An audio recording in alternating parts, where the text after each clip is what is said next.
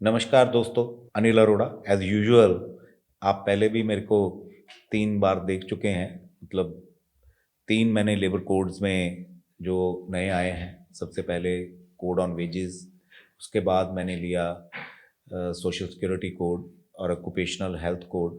Occupational health and safety पे मैंने अपने 3 वीडियोस इन 2 एपिसोड्स ईच मैंने रिकॉर्ड करवाए और वो ऑन एयर है, यूट्यूब पे हैं। आई थिंक आपने सभी देख लिए होंगे। मैं आपको ये क्लियर करना चाहता हूँ, ये कोई लीगल एडवाइस नहीं है। These episodes are just informatory and for education purposes. आज का मेरा जो टॉपिक है वो है इंडस्ट्रियल रिलेशन कोड। जो इंडस्ट्रियल रिलेशन कोड 2020 है, ये सभी एक कोड एक साथ ही इंट्रोड्यूस हुए थे एंड ये 21 नवंबर 1995 को इनकी नोटिफिकेशन जारी हुई भी, ये नोटिफाई हो गए। बाकी के सभी जो पुराने 29 एक्ट्स थे उनको रिपील कर दिया गया। मगर ऐसी कोई अलार्मिंग बात इसमें नहीं है जिसमें हमें ये लगे भाई 29 जो एक्ट्स थे वो रिपील हो गए, इससे क्या होगा। मगर हम सभी ने एक चीज़ नहीं देखी, जो रिपील करते वक्त जो नोटिफिकेशन आई, उस नोटिफिकेशन में एक चीज़ कही गई, भाई general classes act section 6 will apply. उसका क्या मतलब होता है? अभी जब तक नए कोड, नया एक्ट, नया लॉ प्रॉपरली इम्प्लीमेंट ना हो जाए, तब तक पुराने जो एक्ट्स हैं वो अप्लाई होंगे। ना तो देखो दोस्तों, कोई फैक्ट्री रुक सकती है, ना कोई काम रुक सकता है। काम भी चलता रहेगा, फैक्ट्रीज भी चलती रहेंगी जब तक नए लॉ, नए एक्ट तो देखो एप्लीकेबल हो गए, 4 एक्ट एप्लीकेबल हो गए, मगर जो उनके रूल्स हैं वो अभी नोटिफाई नहीं हुए। I expect with in a month और 2, may be in April, may be in मार्च, वो नोटिफाई हो जाएंगे। बट जो पुरानी जो केसेस हैं हमारे, अब हम इंडस्ट्रियल रिलेशन कोड की बात कर रहे हैं, अब तो रेफरेंस का सिस्टम ही ख़त्म कर दिया गया। जो पुराने केसेस हैं जो रेफर होके स्टेट गवर्नमेंट से हमारे इंडस्ट्रियल ट्रिब्यूनल्स में, लेबर कोर्ट्स में आए हैं, वो तो पुराने स्टाइल से ही चलेंगे, पुराने इंडस्ट्रियल डिस्प्यूट एक्ट के लेवल पे ही चलेंगे। और जो नोटिफिकेशन के बाद, रूल्स नोटिफाई होने के बाद स्टेट गवर्नमेंट और सेंट्रल गवर्नमेंट के, ऑब्वियसली उसके बाद जो केसेस आएंगे इंडस्ट्रियल कोर्ट्स में, इंडस्ट्रियल ट्रिब्यूनल्स में, लेबर कोर्ट्स में, वो नए कोड के हिसाब से, इंडस्ट्रियल रिलेशन कोड के हिसाब से चलेंगे। अब आते हैं मेन टॉपिक पे, इंडस्ट्रियल रिलेशन कोड 2020। दोस्तों, इसमें 3 एक्ट्स को शामिल किया गया है। जो पहला एक्ट, जो जिनको मर्ज करके ये कोड बनाया गया है, इंडस्ट्रियल डिस्प्यूट एक्ट 1947, सेकंड है trade union act 1926, industrial employment standing orders act 1946। ये तीनों ही एक्ट एक लेबर डिस्प्यूट के लिए तीनों ही बहुत इम्पोर्टेंस रखते हैं।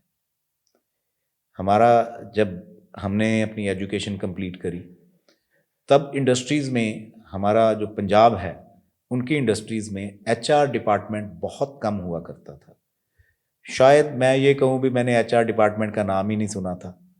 तब डिपार्टमेंट हुआ करता था पर्सोनल, पर्सोनल मैनेजर हुआ करता था, जो सिर्फ डिस्प्यूट्स के साथ डील करता था। मगर आज की डेट में डिस्प्यूट हो ही ना, और यहाँ पे coordination between employer and employee बन जाए, एम्प्लॉयर एंड वर्कमैन बन जाए, एचआर डिपार्टमेंट को इंट्रोड्यूस किया गया, जो कोऑर्डिनेट करता है, एक ब्रिज का काम करता है।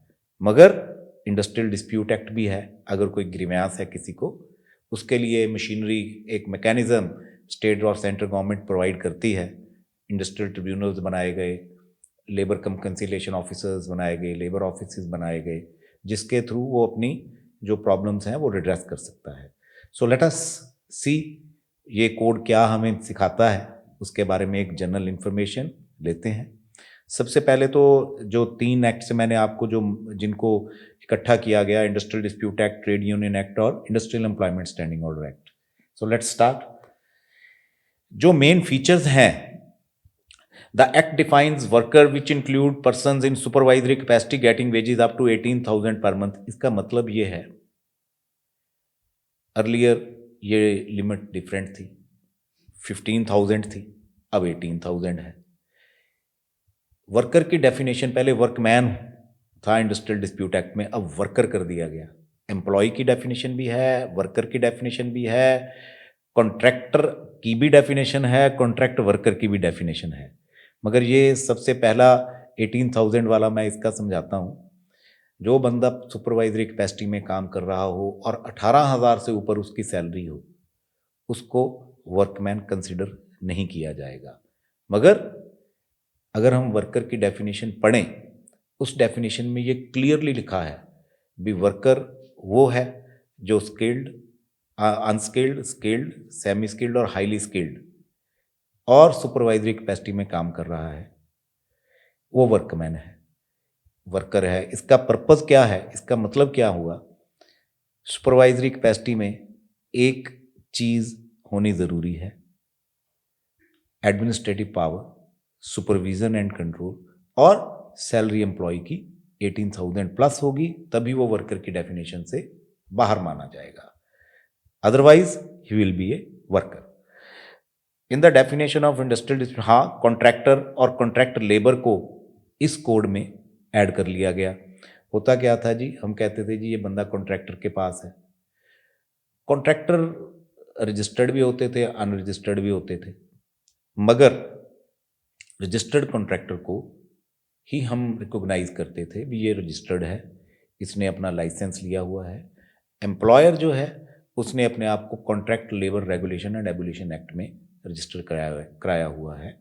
और इस सुप्रीम कोर्ट की मल्टीपल जजमेंट्स थी भी अगर किसी एम्प्लॉयर ने कॉन्ट्रैक्टर एंगेज किया है, ना कॉन्ट्रैक्टर में कॉन्ट्रैक्ट एक्ट में, contract labour regulation and abolition act में अपनी रजिस्ट्रेशन करवाई है, और ना ही कॉन्ट्रैक्टर ने लाइसेंस लिया है, तो वो जो वर्कर है जिसने केस किया है प्रिंसिपल एम्प्लॉयर पे, तो वो उसका ही वर्कर माना जाएगा।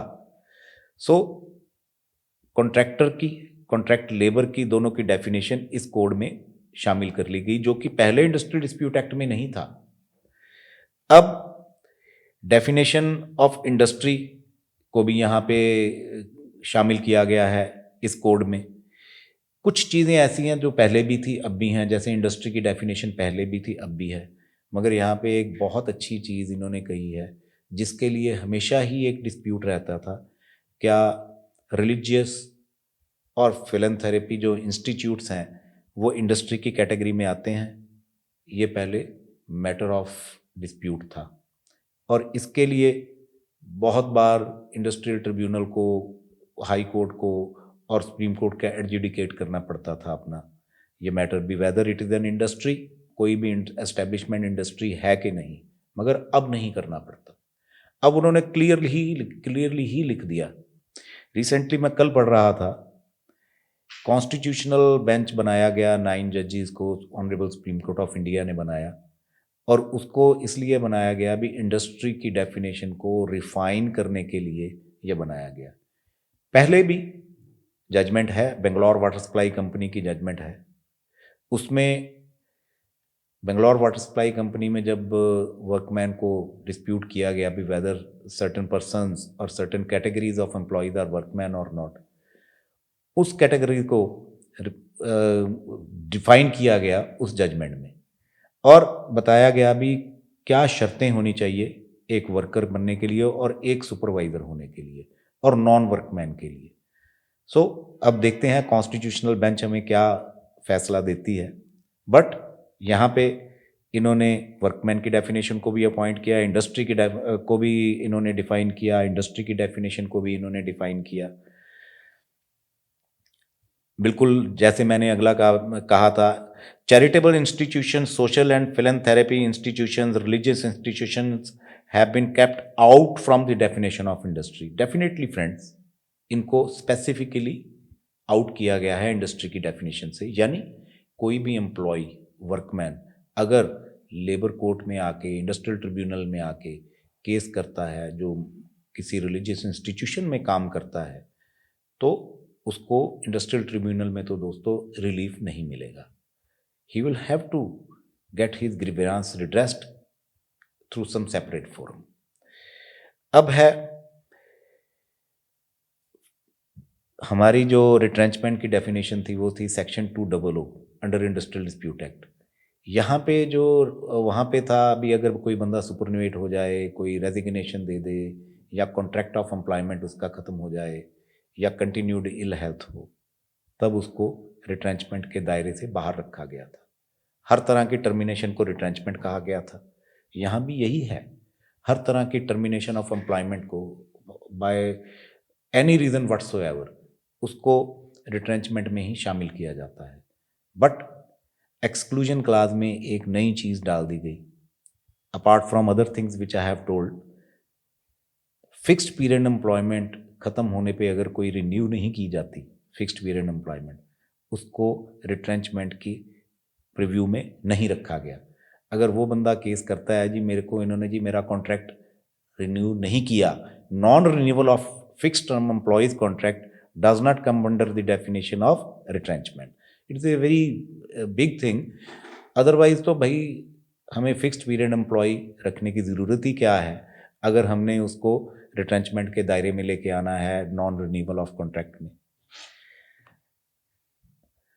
अब हमारा ये कोड कहता है भी एपिलेट अथॉरिटी की डेफिनेशन ऐड की गई, उसके बाद एप्रोप्रिएट जो हमारी गवर्नमेंट की डेफिनेशन है 2B है, एग्जीक्यूटिव सेम है जो पहले हुआ करते थे इंडस्ट्रियल सभी एक्ट्स में, इसको सेम कैटेगरी में रखा गया है।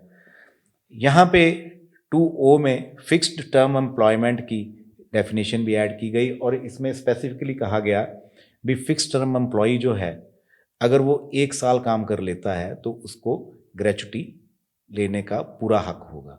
मगर अगर 1 साल, इसका मतलब तो ये हुआ ना दोस्तों, अगर 1 साल काम नहीं करता तो उसको ग्रेचुटी लेने का हक नहीं है।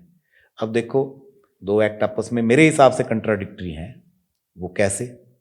सोशल सिक्योरिटी कोड है वो भी 2020 का, और ये हमारा इंडस्ट्रियल रिलेशन कोड है ये भी 2020। अब वहाँ पे ये कहा गया है जी फिक्स्ड पीरियड जो फिक्स्ड टर्म एम्प्लॉई है उसको अगर सारे बेनिफिट देने हैं तो प्रोराटा बेसिस पे देने हैं, फिर तो भाई 6 महीने की भी ग्रेचुटी हो गई। मगर इसको प्रॉपरली क्लैरिफाई कर दिया इंडस्ट्रियल रिलेशन कोड ने। इसको ये कह दिया भैया 1 साल की एम्प्लॉयमेंट मस्ट है, अगर 1 साल की एम्प्लॉयमेंट होगी तभी आपको ग्रेचुटी लेने का हक होगा। अब जो नई डेफिनेशंस में एक और एडिशन हुआ है वो है अनऑर्गेनाइज्ड सेक्टर। अनऑर्गेनाइज्ड सेक्टर की डेफिनेशन पुराने किसी भी कोड में, किसी भी 29 लॉज जो रिपील हुए हैं उसमें किसी में भी नहीं थी। अब है the sectors which were not organised in any law provide earlier have now been recognised under this section 2ZP। इसका मतलब ये है भी जैसे छोटी छोटी ढाबे हैं, छोटी रेडियां हैं, कई ऐसी इंडस्ट्रीज हैं, जोमेटो है, स्विगी है, ये गिग वर्कर्स प्रोवाइड करते हैं। गिग वर्कर्स जो हैं वो हमारे घरों में डिलीवरी का काम करते हैं, जिनको अभी रिकॉग्निशन नहीं थी, अनऑर्गेनाइज्ड सेक्टर को रिकॉग्निशन नहीं थी। अब दोनों चीज़ों को रिकॉग्निशन इस कोड में करी गई है। अब अनऑर्गेनाइज्ड सेक्टर की जो डेफिनेशन है वो है means an enterprise is owned by individual और self employed workers and engaged in production of sale और गुड्स और providing services of any kind whatsoever and where the enterprise employs workers the number of such worker is less than 10। मेरे दोस्तों कई लोगों ने अपनी cloud kitchens खोली हुई हैं, उन्होंने शायद कुछ बंदे डिस्ट्रीब्यूशन के लिए भी रखे हुए हैं इन फ्यू सिटीज, और ऐसे ही कई छोटे छोटे काम हैं जहाँ पे 7 बंदे 8 बंदे 9 बंदे काम करते हैं, और उन पर्सन्स का क्या पर्पज़ है छोटा मोटा काम करना, वो एस्टेब्लिशमेंट की कैटेगरी में नहीं आते, बट अनऑर्गेनाइज सेक्टर में तो काउंट हो गए। उनकी शेड्यूल्ड इंडस्ट्री शायद किसी भी इंडस्ट्री में ना हो, मगर फिर भी वो हमारे इस कैटेगरी में तो आ गए भाई, वो अनऑर्गेनाइज सेक्टर में आ गए। अगर वो केस करते हैं या कुछ भी उनके एम्प्लॉयज़ केस करते हैं तो उनको रिलीफ मिलना 100% है। अनऑर्गेनाइज्ड वर्कर जो है उसको भी आगे डिफाइन किया गया है, means a home based worker, self employed worker और a wage worker in the organized sector and includes a worker in the organized sector who is not covered under any other act earlier by Industrial Dispute Act 1947 means इन्होंने जैसे code on wages पे पहले हमारी scheduled industry पे हम minimum wages को consider किया करते थे भी ये इंडस्ट्री में ये मिनिमम वेज है, इस इंडस्ट्री में ये मिनिमम वेज है। अब उन्होंने देखो ड्राफ्ट रूल्स आ गए, स्टेट के भी आ गए, सेंटर के भी आ गए। इन्होंने शेड्यूल्ड इंडस्ट्री को ख़त्म ही कर दिया। इन्होंने ऑक्यूपेशन को पकड़ लिया। भाई ऑक्यूपेशन को पकड़ते हैं भाई, ऑक्यूपेशन का मतलब unskilled, semi skilled, skilled, highly skilled, इन सभी चीज़ों को पकड़ के, इन ऑक्यूपेशंस को पकड़ के इन्होंने मिनिमम वेज इन पे लागू कर दी। भी चाहे कोई भी इंडस्ट्री हो दोस्तों, किसी भी तरह की, ऑर्गेनाइज्ड, अनऑर्गेनाइज्ड, किसी भी तरह की इंडस्ट्री हो, हेल्पर तो हर एक जगह चाहिए, सेमी स्किल्ड भी हर एक जगह होता है, स्किल्ड भी हर एक जगह होता है और हाईली स्किल्ड भी हर जगह होता है। और इनको मिनिमम वेज सभी को मिलेगी। अब शेड्यूल्ड इंडस्ट्री का कोई भी हम शेल्टर नहीं ले पाएंगे भी हम फलां शेड्यूल्ड इंडस्ट्री में है, इंजीनियरिंग में है, इलेक्ट्रिकल में है, या हम वुलन में है, या टेक्सटाइल में है, ख़त्म वो। ऐसे ही अनऑर्गेनाइज्ड सेक्टर में जो वर्कर हैं उनको भी अब ऑक्यूपेशन, इंडस्ट्री तो रही नहीं, इंडस्ट्री की डेफिनेशन शेड्यूल में तो रही नहीं, मगर अनऑर्गेनाइज्ड वर्कर में की अगर कैटेगरी की जाए तो अनऑर्गेनाइज्ड सेक्टर को अगर कंसिडर किया गया तो अनऑर्गेनाइज्ड वर्कर को भी कंसिडर किया गया। अब हम चलते हैं वेजेस सेक्शन। अब दोस्तों मज़ेदार बात तो ये है, चारों कोड्स में वेजेस सेम है, वेजेस की डेफिनेशन सेम है। जैसे कोड ऑन वेजेस में 2Y है, यहाँ पे 2ZQ है, बट कंपोनेंट सेम है। कंपोनेंट मीन्स जो basic veg plus retaining allowance plus dearness allowance, ये बेसिक वेज ये आ गए वेजेस में, और बाकी जो डज नॉट इंक्लूड के क्लॉज में है बाकी सारे वहाँ पे आ गए। सो वेजेस की डेफिनेशन सेम रही।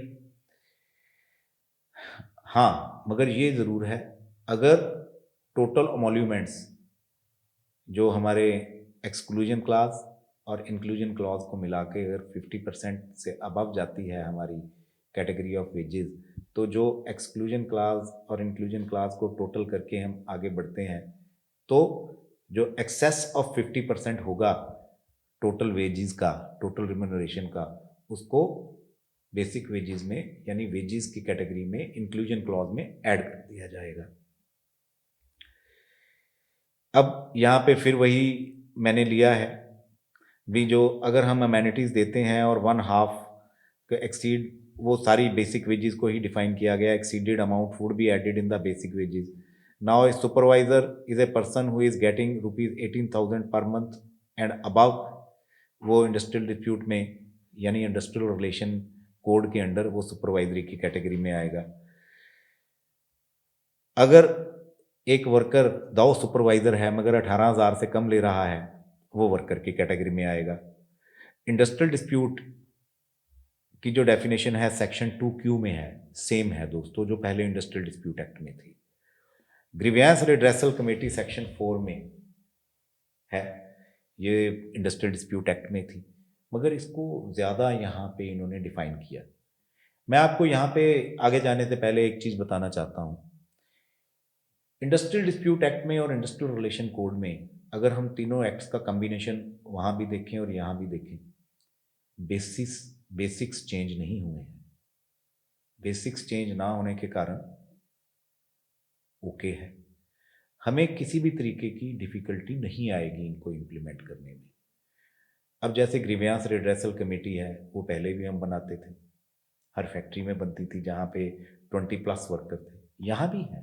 देखिए ग्रीवियंस रिड्रेसल कमेटी सेक्शन 4 में है, 20 और मोर पर्सन्स हमें चाहिए under this code for formation of grievance redressal cell.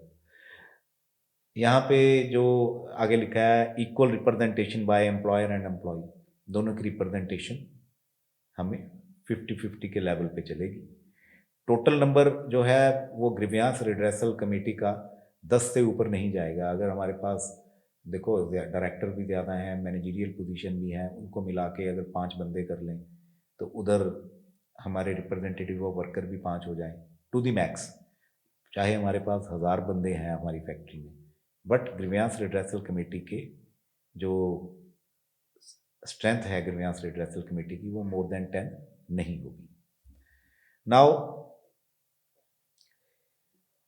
पहले जैसे, अब तो ये जो हम एक्ट पढ़ते हैं वहाँ पे एक कंपैरिजन चार्ट लिखा आ जाता है, जो नए हमने कोड खरीदे हैं उसमें जी पहले सेक्शन 2A था, अब सेक्शन 4(9) हो गया।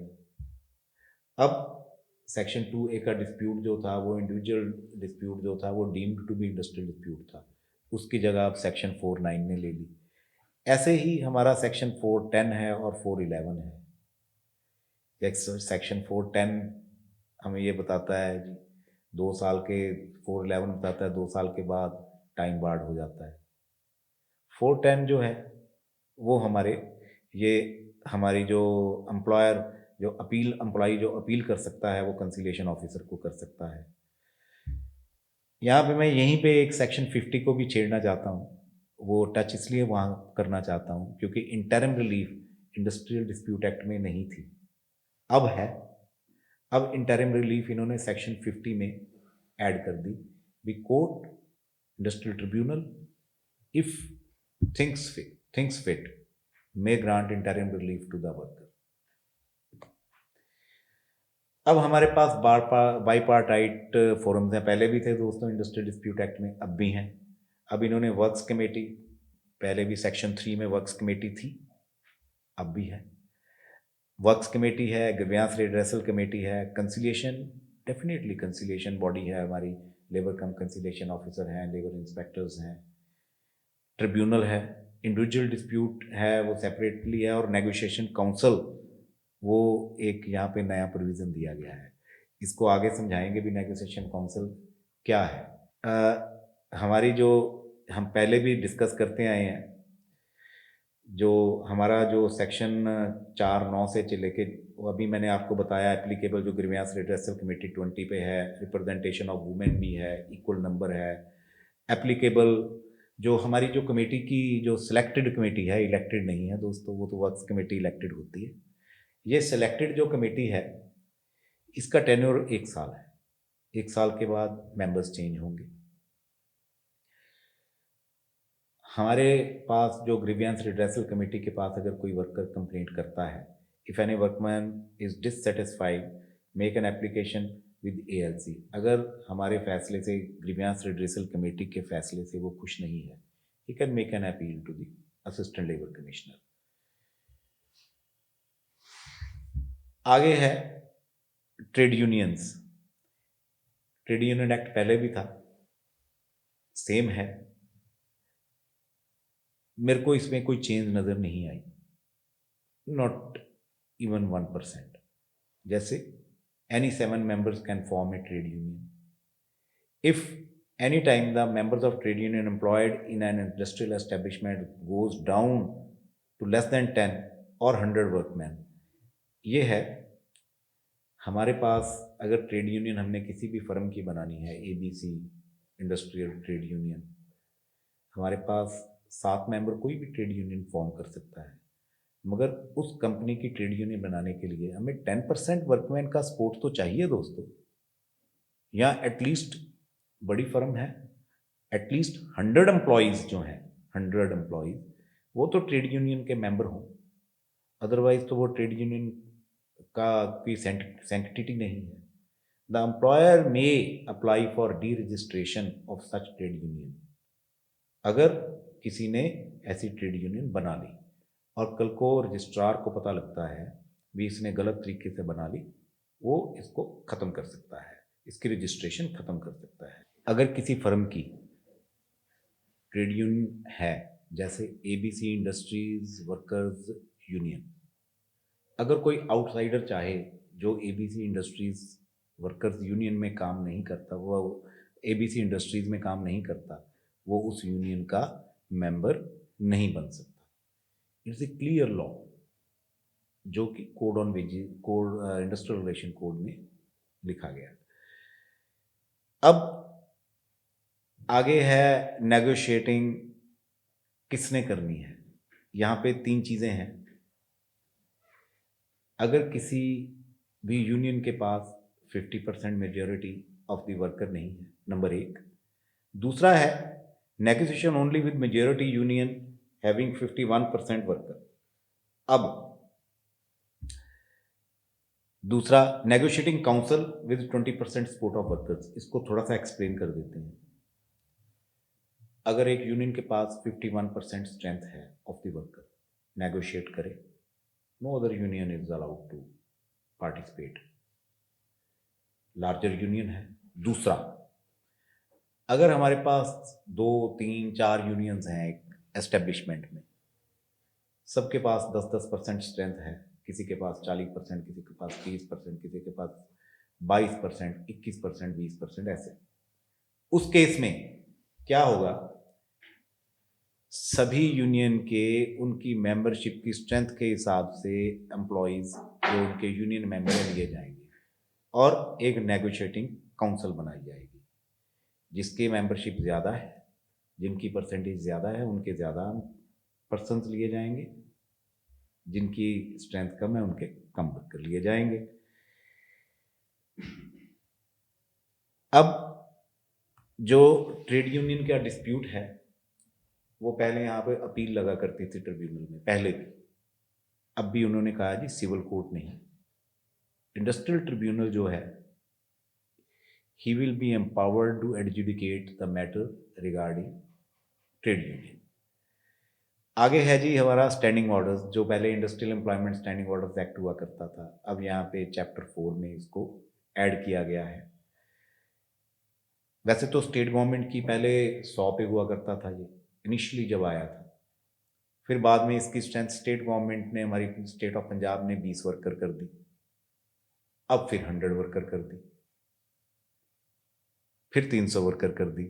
Now under this industrial relation code it applies to 300 workers.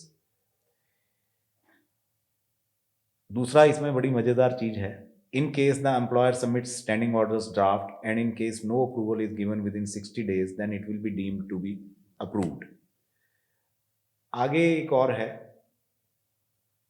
Electronically हम ड्राफ्ट ऑफ स्टैंडिंग ऑर्डर्स को सबमिट कर सकते हैं। इसको कट शॉर्ट करते हुए मैं आगे चलता हूं। अगर हमने जो standing orders, model standing orders हैं, उनको अडॉप्ट करना है and we specifically give in writing that we will avoid by the draft of standing orders, जो हमारे मॉडल स्टैंडिंग ऑर्डर्स है उनको हम जो अडॉप्ट करेंगे तो वो डीम्ड अप्रूवल होगी।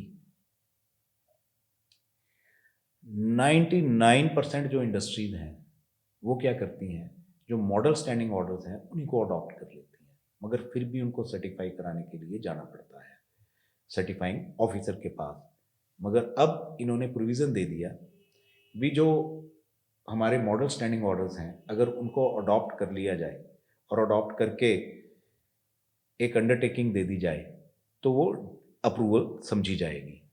अब स्टैंडिंग ऑर्डर्स का जो ड्राफ्ट है स्टैंडिंग ऑर्डर्स का, हम उनको इलेक्ट्रॉनिकली सबमिट कर सकते हैं।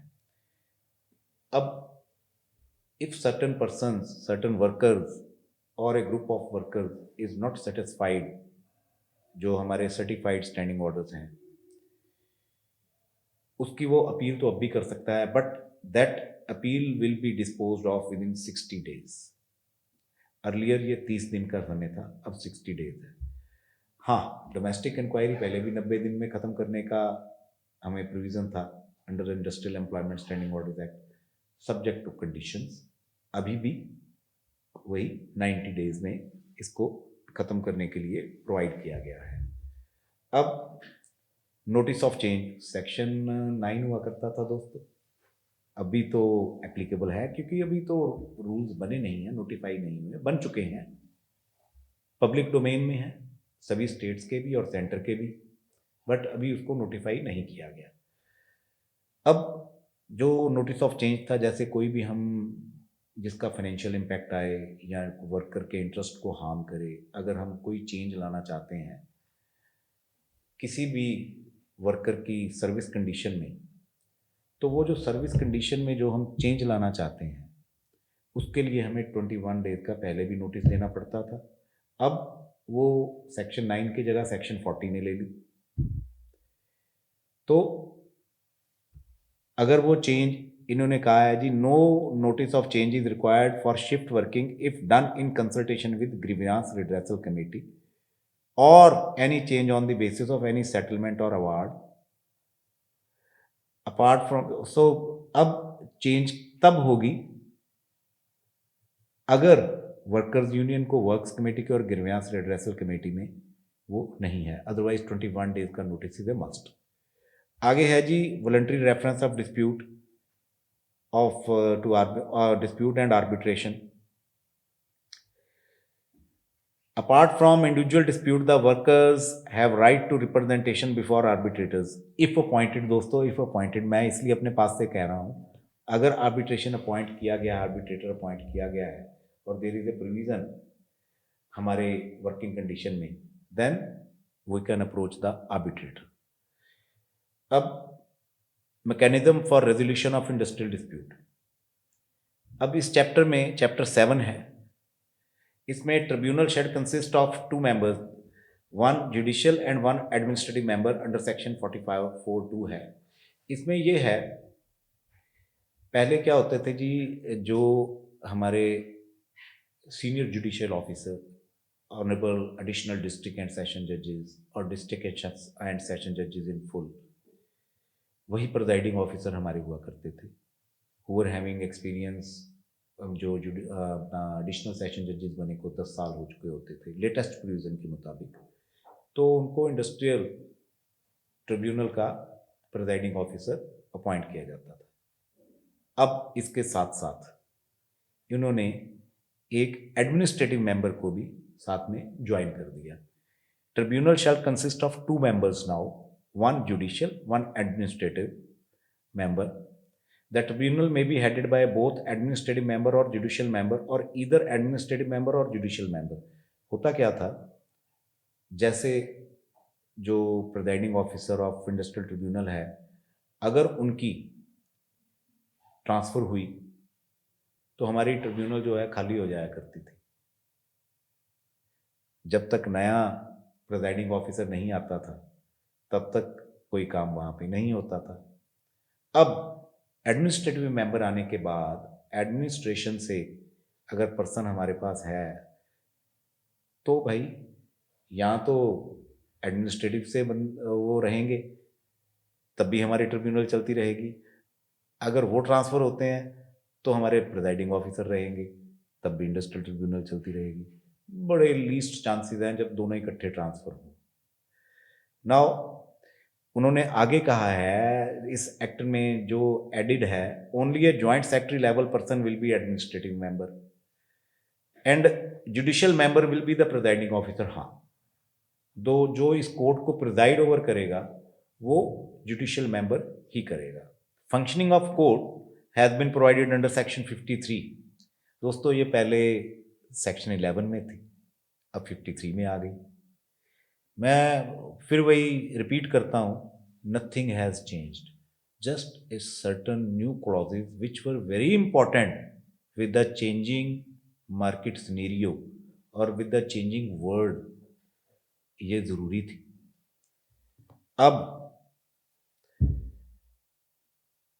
अब जो सेक्शन 53(1) है वहाँ पे एक इतनी इम्पॉर्टेंट चीज़ इनकॉर्पोरेट की गई है। 2 साल के बाद अगर कोई अप्रोच करता है, चाहे एम्प्लॉयर चाहे वर्कर, इंडस्ट्रियल ट्रिब्यूनल को for redressal of its grievance, for reinstatement और फॉर एनी थिंग व्हाटसोएवर, उसको भाई रिलीफ नहीं मिलेगी। He will have to approach the industrial tribunal within limitations. अब 2 साल की देखो लिमिटेशन है, पहले तो देखो बंदा 15-15, 20-20 साल के बाद केस कर देता था, वो गलत है। भाई अगर आपने केस करना है तो 15 साल कहाँ सोए रहे, 2 साल के बाद, 3 साल के बाद कर दो। अब गवर्नमेंट ने लिमिटेशन दे दी। बहुत पहले state Punjab and Haryana high court की एक जजमेंट आई थी, Kalidas versus state of Punjab. उसमें 3 साल को लिमिटेशन पीरियड में ऐड कर लिया गया था कि 3 साल के बाद अगर कोई इंडस्ट्रियल डिस्प्यूट आता है तो वो नहीं चलेगा। अब यहाँ पे 2 साल का कर दिया गया। रिसेंटली 2020 में पंजाब गवर्नमेंट ने नोटिफिकेशन दी, वहाँ भी लिमिटेशन पीरियड 3 साल किया गया, बट यहाँ पे 2 साल कर दिया गया। A very good change. भी 15 साल के बाद तो रिकॉर्ड इनकम टैक्स भी नहीं मानता, सारे रिकॉर्ड वीड आउट हो चुके होते हैं, तो कहाँ वर्कर का रिकॉर्ड संभाला जाएगा 15 साल पुराना। अब पहले क्या होता था, there was a reference of dispute. अच्छा, पहले क्या होता था, there was a reference of dispute. Reference of dispute होता था, डिस्प्यूट स्पेसिफाई करके रेफर किया जाता था, और जो इंडस्ट्रियल ट्रिब्यूनल है it was to answer the reference. Now it is, now after inception of this code, जो इंडस्ट्रियल रिलेशन कोड जब इम्प्लीमेंट हो जाएगा आफ्टर रूल्स, तो क्या होगा जी, सिस्टम क्या होगा। यहाँ पे जो लिखा है वो मैं अंग्रेजी में पढ़ दूंगा, बट मैं आपको बताना चाहता हूँ ये क्या है। इसमें रेफरेंस की बजाय कंसिलिएशन प्रोसीडिंग्स वैसी ही होंगी जैसी पहले होती थी, मगर इन कंसिलिएशन प्रोसीडिंग्स में क्या होगा जी, हमारे जो वर्कर हैं, अगर वो सेटलमेंट के लिए एम्प्लॉयर और वर्कर आपस में एग्री नहीं करते तो कंसिलिएशन ऑफिसर एक रिपोर्ट तैयार करेगा, रिपोर्ट तैयार करके वो दोनों पार्टीज को भेजेगा, और वो पार्टी जो जो भी उन दोनों में से कोई पार्टी है वो ट्रिब्यूनल में अपनी एप्लीकेशन लगा सकती है, और वो एप्लीकेशन के ऊपर एडजुडिकेशन इंडस्ट्रियल ट्रिब्यूनल करेगा। और यहाँ पे लिखा हुआ है, dispute shall not be referred but under this section only report would be sent to the parties and not to the appropriate government as per section 53(6). Within 90 days after receipt of the report, the party may file a case in the tribunal. Now dispute can be referred only by central government. Section 53(6) जो है वहां पे क्या लिखा गया है जी, अगर दोनों पार्टीज में आपस में सेटलमेंट नहीं होती है तो any parties after the receipt of the report with in 90 days में file an application with the industrial tribunal. He has the right. आगे ना ऐसा सेक्शन होता था, सेक्शन 2A(2), उसमें इंडस्ट्रियल डिस्प्यूट के 90 डेज के बाद अगर सेटलमेंट नहीं होती थी तो भैया वो कोर्ट में चला जाता था डायरेक्ट, बिना रेफरेंस के। यहाँ पे इन्होंने सभी को कोर्ट में ले दिया, रेफरेंस होगा ही नहीं। अब जो पहले डिस्प्यूट थे वो रेफर होके रेफरेंस बन के आते थे, अब सिर्फ सेंट्रल गवर्नमेंट जो है उनके डिस्प्यूट रेफर हुआ करेंगे CBT, सेंट्रल जो हमारी जो है ट्रिब्यूनल, इंडस्ट्रियल ट्रिब्यूनल में। अब आगे है स्ट्राइक्स एंड लॉकआउट। देखो इसमें ऑलमोस्ट सेम है, सिमिलर है। पहले हमारा चैप्टर 5B को हम चैप्टर 5 को और चैप्टर 5B को बड़ी सीरियसली लेते थे, अभी भी लेना पड़ेगा दोस्तों। ये चैप्टर 8 है और चैप्टर 9 है, दोनों को हमें बहुत सीरियसली लेना है और इनमें कोई वायलेशन नहीं करनी है। सेक्शन 22, 23 मर्ज करके अब सेक्शन 62 ऑफ IR कोड बना दिया गया। यहाँ पे लिखा गया, no person employed in an industrial establishment can go on strike in breach of contract without giving notice of 60 days और 14 days as the case may be. इसका मतलब ये है, अगर किसी बंदे ने किसी यूनियन को इतराज़ है, वो विदाउट गिविंग 60 days नोटिस और 14 days notice as the case may be वो स्ट्राइक नहीं कर पाएगा।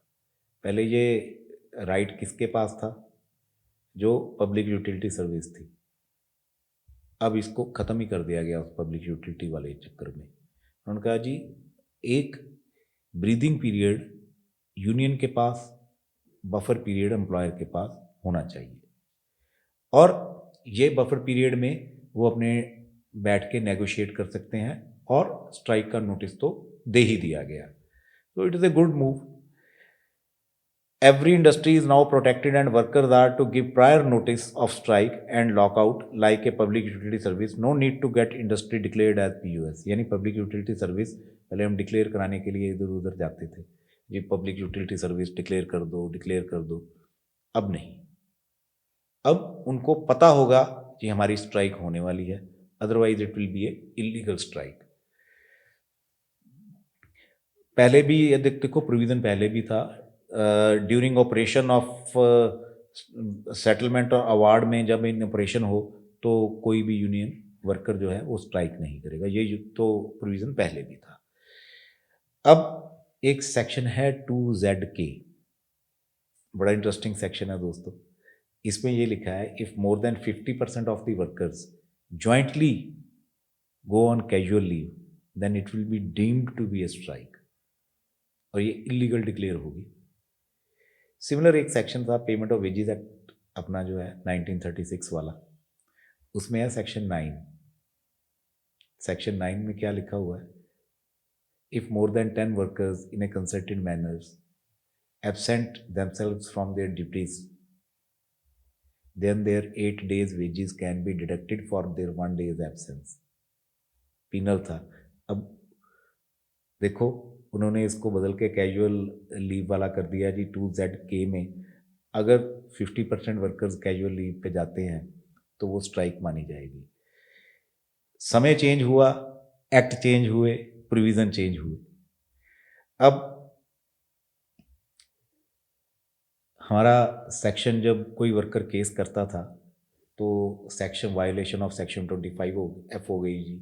मतलब वायलेशन कैसे हुई जी, retrenchment pre condition of retrenchment हमने मीट आउट नहीं करी, 25F हो गई या N हो गई। अब उसकी जगह ले ली सेक्शन 72 ने ऑफरिंग ऑफ। अब वहाँ पे ये है जी सेक्शन 25G और H, जो रिट्रेंच्ड वर्कर है लास्ट कम फर्स्ट गो वाला फार्मूला तो 25 में दिया गया भी। सेक्शन 25G और H में ये है री एम्प्लॉयमेंट का, उसको हमें देना पड़ेगा मौका। अब यहाँ पे वो है हम, मगर वहाँ पे पीरियड डिफाइंड नहीं था भी कितनी देर बाद हमने भी जूनियर्स रखे गए और कितनी देर बाद हमें मौका देना है। यहाँ पे डिफाइंड कर दिया गया भी हमें 1 साल तक उसकी वेट करनी है। रिट्रेंचमेंट अगर हमने वर्कर की कर दी, उसको री एम्प्लॉयमेंट के लिए हमें इनवाइट करना है, भैया हमारे पास जगह है तो आ सकता है, और 1 साल तक ही हमारे ऊपर बाइंडिंग है उसको एम्प्लॉयमेंट इंश्योर करने की, if we require such a person after retrenchment. मगर अब ये चीज़ डिफाइन हुई है, पहले ये डिफाइंड नहीं थी। पहले चैप्टर 5 भी पता कहाँ लगता था, 100% अबाव। फिर ये 300 बंदे हो गए जी, जो 2020 की अमेंडमेंट है। अब भी इस नए चैप्टर में भी जो चैप्टर 10 है वहाँ पे भी जो चैप्टर 10 अप्लाइज टू 300 वर्कर्स, जैसे 25N था, अब ये क्लॉज जो है सेक्शन 79 हो गई। अब इस क्लॉज में ये कहा गया हमें क्लोजर की भी पहले परमिशन लेनी पड़ेगी, अप्लाई करना पड़ेगा, और अप्लाई करके अगर हम कोई एक्शन गवर्नमेंट की तरफ से नहीं आता, कोई यूनियन ऑब्जेक्शन फाइल नहीं करती और गवर्नमेंट उसके ऊपर एप्रोप्रिएट गवर्नमेंट कोई एक्शन नहीं लेती, तो 60 डेज के बाद डीम्ड अप्रूवल मानी जाएगी और हम क्लोजर के लिए हम आगे बढ़ सकते हैं। अब सेक्शन 80 में कहा गया है, वो सेक्शन 25 वो ने सेक्शन 80 की जगह ले ली। अब हमें क्लोजर की डीम्ड अप्रूवल जैसे नहीं लेनी पड़ती थी, यहाँ हमें ले ऑफ की और उसकी भी अप्रूवल नहीं लेनी पड़ेगी, रिट्रेंचमेंट की भी अप्रूवल नहीं लेनी पड़ेगी। अब एक गवर्नमेंट ने रीस्किलिंग फंड शुरू किया। जैसे किसी बंदे को हम रिट्रेंच करते हैं तो एक 15 डेज का एम्प्लॉयर से एक कंट्रीब्यूशन उससे काटा जाएगा, गवर्नमेंट भी उसमें दान देगी, जो कॉरपोरेट सोशल रिस्पॉन्सिबिलिटी है, CSR में भी उसमें पैसे आएंगे, तो उसके लिए वर्कर की हेल्प के लिए लिखा हुआ है जी, contribution to the fund will be generated by taking the amount of 15 days from every retrench worker from every retrench employ from the employer. अब है अनफेयर लेबर प्रैक्टिसेस का अगला चैप्टर और ऑफेंसेस एंड पेनल्टीज। देखो unfair labour practices अभी भी same है जो हमारे इंडस्ट्रियल डिस्प्यूट एक्ट के शेड्यूल में ली गई थी। भाई पेनल्टीज को अब मैं आपके सामने क्या कहूँ, penalties are too huge now. कोई कोई वायोलेशन ऐसी है भी, अगर हमने जैसे इलीगल क्लोजर का 1 लाख रुपए से लेके 10 लाख रुपए तक पेनल्टी है, अगर इसको कंटिन्यूइंग ऑफेंस में डालें तो 20 लाख तक की पेनल्टी है। और यहाँ पे वर्कर के ऊपर जो पहले पेनल्टी थी बड़ी कम होती थी, मगर यहाँ पे उसके ऊपर भी मैं अब इसको अगर पढ़ूंगा तो ये तो डराने वाली बात होगी। डरना नहीं है, हमने कंप्लायंस इंश्योर कर देनी है। कंप्लायंस इंश्योर करेंगे, पेनल्टी वाली बात ही नहीं है। अब 2 लाख तक, पहले 10,000 जहाँ पेनल्टी थी 2 लाख हो गई, जहाँ पे 50,000 पेनल्टी थी वो अभी 2 लाख हो गई। तो अब ये है, स्टैंडिंग ऑर्डर्स के वायलेशन के लिए 5,000 रुपया फाइन है, एक्सटेंडेड फाइन 2 लाख रुपए तक है, कंटिन्यूइंग ऑफेंस के लिए 2,000 रुपये पर डे है, contravention in the provisions of standing order 1 lakh रुपए से लेके 2 लाख रुपए तक फाइन है, कंटिन्यूइंग ऑफेंस के लिए 2 लाख से 4 लाख रुपए तक फाइन है। तो दोस्तों अब पेनल्टी वाली क्लॉज पढ़ने के बजाय इसकी कंप्लायंस की तरफ ध्यान देना है हमने। आगे है चैप्टर 14 है, मिसलिनियस है। इसमें यहाँ पे क्या होता था जी, बंदा दिल्ली में बैठा केस कर रहा है जी, लुधियाने में काम कर रहा था, दिल्ली में जुरिस्डिक्शन का बड़ा चक्कर था। पहले जुरिस्डिक्शन नहीं थी, अब जुरिस्डिक्शन उन्होंने ऐड कर दी, भी अपनी जुरिस्डिक्शन में ही केस करेगा जहाँ पे वो काम करता था। अब पहले क्या होता था, कोई वर्कर सिविल कोर्ट में केस कर देता था, हमें केस लॉ दिखाना पड़ता था, भी नहीं जा सकता भाई ये सिविल कोर्ट में, बड़ी मेहनत करनी पड़ती थी। अब एक तो establishment can seek exemption from the appropriate government from the provisions of this act, ये भी प्रोविजन है, पहले भी था अब भी है। सर्टन चैप्टर्स की एग्जम्पशन मिल जाती है जो मैनेजमेंट बेटर बेनिफिट्स दे अपने वर्कर्स को, एम्प्लॉइज को। अब civil courts have been barred to entertain the matters mentioned in the IR code after notification, no matter can be dealt with under the provisions of old act. हाँ, अगर notification होती है तो कोई भी जो पुराने इंडस्ट्रियल डिस्प्यूट में जो केस चल रहे हैं दोस्तों, जो नए केसेस होंगे वो नए कोड में ही चलेंगे, और अब के जो पुराने केसेस हैं उनका फैसला भी नए कोड को ध्यान में रखते ही दिया जाएगा। So thank you very much दोस्तों। ये IR का जो मेरा बड़ा प्रोलॉन्ग्ड एक एपिसोड्स थे जो मेरे रह गए, अब उसको मैंने इसलिए ये रह गए, there were certain reasons. Thank you very much for waiting and I am happy भी आपने मेरा साथ दिया। मगर मैं ये समझता हूँ भी अगर इसका बेनिफिट आपने उठाना है तो you should implement it properly. अपने जितने भी कोड्स हैं उसको प्रॉपरली इम्प्लीमेंट कीजिए और इसको एजुकेशन पर्पज के लिए लीजिए। Thank you very much.